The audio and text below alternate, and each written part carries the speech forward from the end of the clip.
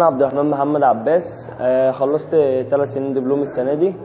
كنت في قسم بياض تشطيبات.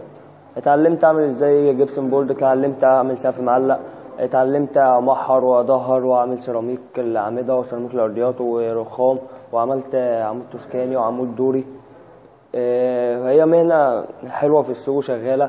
ما فيش كده عماره بتتبدأ غير لما لازم يكون فيها محاره او يتعمل فيها سيراميك او يتعمل فيها رخام او الكلام ده كله، يتعمل رخام سلالم. فانا بنصح الشباب كلها تنزل تشتغل.